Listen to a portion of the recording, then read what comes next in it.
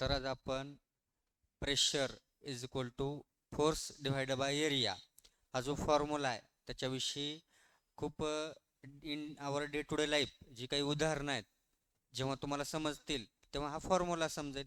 काय फॉर्म्युला? तर हा जो फॉर्म्युला आहे P is equal to F divided by A. हा फॉर्म्युला सांगतोय आपण P is equal to F divided by ए.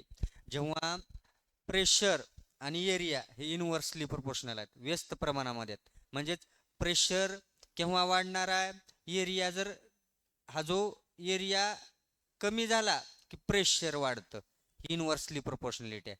मग हे जे उदाहरण आहे एवढं सोपं हे आपल्याला कोण पटवून दिलंय? पोलार बिअर, त्याला सुद्धा माहित आहे हा फॉर्म्युला. काय खूप अवघड नाही. बघा लक्ष द्या, बघा व्हिडिओ पाहूया आपण.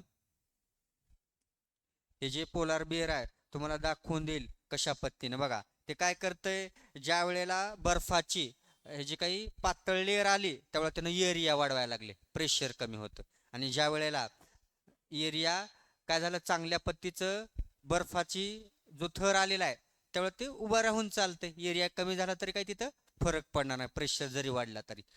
आलं का लक्षामध्ये? अशा पद्धतीनं आपण दैनंदिन जीवनामध्ये बरीचशी उदाहरणं आहेत त्याद्वारे आपण सायन्स समजावून घेऊ शकतो. ठीक आहे.